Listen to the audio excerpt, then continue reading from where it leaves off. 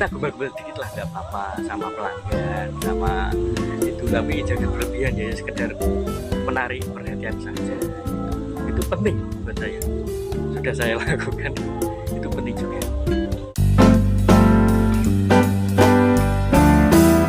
Assalamualaikum warahmatullahi wabarakatuh. Masih di Anissa Putra Channel.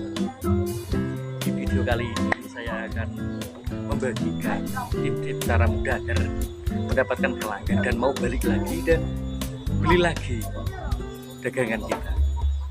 Pertama-tama yang kita lakukan tentu harus usahakan enak jualan kita, terutama di bakso, karena di sini saya sebagai penjual bakso keliling. Harga dan rasa itu harus sinkron. Kalau untuk pembeli yang katakanlah menengah ke atas atau kaya, itu harga jadi masalah, yang penting enak. Tapi kalau yang untuk menengah ke bawah, itu pasti yang dicari pertama enak, murah, banyak. Lah di situ kita sebagai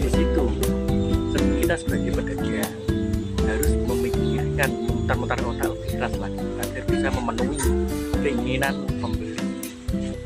Kalau menurut saya, kita bikin rasa pasti pengennya yang enak gitu, tapi harus dapat untung gitu.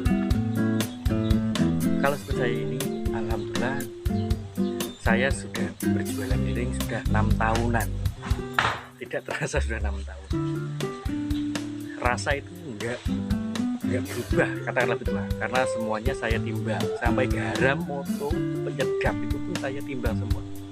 Jadi kita bikin rasa yang enak, standar lah gitu, tapi harga juga standar. Kita mikirnya gini aja, nggak apa-apa kita untung dikit, tapi kalau habisnya banyak itu sama aja kita untung banyak juga. Tapi kalau kebanyakan orang pengennya kan untung banyak, penjualan juga banyak, itu malah menjadi bumerang buat kita. Karena apa? Pembeli itu bahasa Jawa itu niteni gitu, niteni, besok pasti mau beli lagi. Oh ya, rasanya enak, harganya juga standar begitu. Jadi kita harus bisa membuat pelanggan itu berpikir untuk besok beli lagi gitu. Sudah paham ya sampai sini? Dan selain rasa, kita harus berpenampilan rapi. Ya bukannya rapi kayak orang kantoran, bukan, tapi ya kelihatan nggak lusuh lah gitu. Karena apa? Orang itu pembeli selain melihat, merasakan rasa dari yang kita jual, itu pasti melihat penampilan pedagangnya. Kalau penampilannya lusuh, pasti walaupun dagangannya enak, dia pasti akan berpikir 2 kali untuk beli lagi. Makanya kita harus berpenampilan yang ya rapi lah gitu. Dan satu lagi, jangan lupa pakai handuk buat ngelap keringat, itu penting sekali. Saya pernah itu nggak pakai handuk, ketinggalan bisa, itu pun saya balik lagi padahal udah jauh dari rumah itu. Karena apa? Handuk tuh penting sekali. Ntar kalau kita ngeracik apa gimana itu, nuangan bakso, keringat kita netes, pasti itu jadi nilai negatif buat kita. Yang kedua, kita harus ramah sama semua pelanggan, walaupun itu anak kecil ataupun orang dewasa, apalagi orang tua, kita harus ramah. Walaupun di rumah kita punya masalah ataupun habis bertengkar sama istri, sama warga, itu kita singkirkan sedikit dulu. Jadi kita lupakan masalah di rumah, kita sudah netral. Kalau udah berjualan itu sudah netral. Gimana caranya persoalan di rumah enggak kita bawa di jualan kita.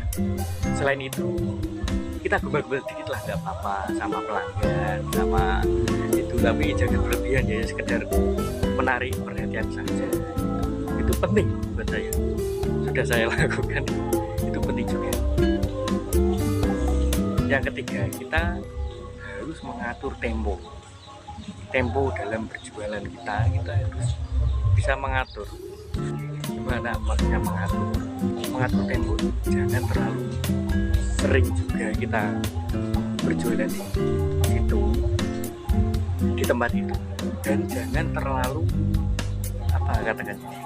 lama juga kita nggak masuk tempat itu. Kalau saya pribadi itu saya jualan di suatu tempat itu seminggu sekali. Jadi saya jadwal hari Sabtu di sini, Minggu di sini, Senin di sana gitu. Jadi kita harus mengatur tempo. Pelanggan pun bisa itu biar bisa penasaran, membuat pelanggan penasaran. Penting sekali itu mengatur tempo ya. Harus diingat sama penjual keliling, khususnya untuk pemula-pemula ya. Dan yang berikutnya kita harus konsisten waktu. Maksudnya gimana? Kita kalau masuk biasanya kalau pedagang keliling kan berhentinya di perempatan, pertigaan ya. Terus di gardu gitu biasanya kalau orang sini, orang desa beradaran gardu. Itu kita harus konsisten waktu. Gimana maksudnya? Kalau sampai perempatan itu jam 1 ya tiap hari harus kurang lebih jam 1 harus sampai situ.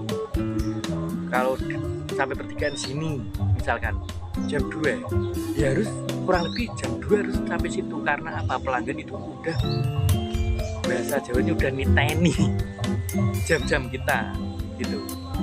Jadi jangan sampai kelewat waktu itu bisa membuat pelanggan kesal dan nggak mau balik lagi. Dan yang berikutnya kita harus mempunyai ciri apa maksudnya ya, kita harus mempunyai ciri. Atau kalau seperti saya ini kan, bag saya warnanya hijau gitu ya.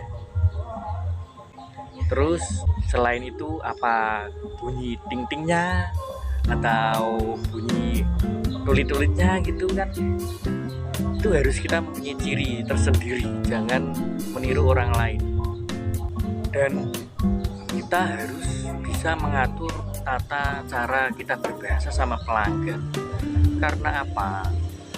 Kalaupun rasanya dagangan kita sudah enak, kita sudah benar rapi, tapi kalau tutur bahasa kita kurang enak didengar ataupun kasar, itu juga pelanggan akan menjadi risih untuk mendekati kita. Karena pelanggan itu juga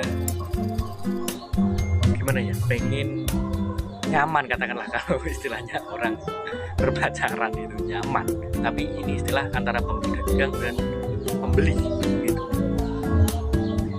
Dan ada lagi yang menurut saya ya termasuk penting juga.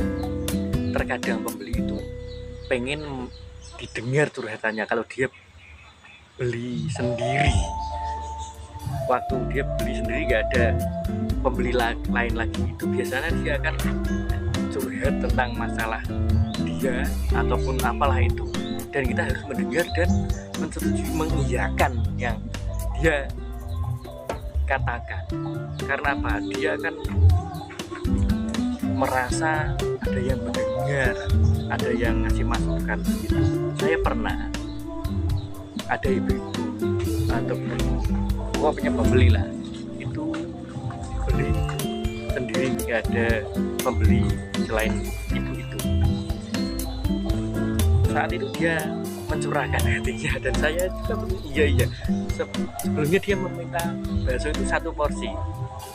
Karena dia curhat belum selesai, saya sudah selesai membuat 1 porsi, dia malah tambah lagi. Karena apa? Dia merasa belum plong gitu, beli lagi 2, 1 lagi kan, makanya dia beli 2. Setelah itu saya sudah selesai lagi membuatnya, ibu itu curhatnya belum selesai lagi, tambah lagi 2, jadi 4 gitu. Maksudnya kita mengiyakan, jadi kita mengatur tempo membuat, terus kita juga mendengarkan, jangan sampai membuat kesal pelanggan gitu. Paham ya sampai sini ya? Sekian buat video kali ini. Jangan lupa subscribe channel Andi Saputra Bakso. Jangan lupa subscribe, like, dan komen ataupun share ke teman-teman Anda. Supaya apa? Video kami bisa berkembang dan bisa memberikan pengalaman-pengalaman kita buat teman-teman semua, khususnya para pemula. Sekian dari saya. Assalamualaikum warahmatullahi wabarakatuh.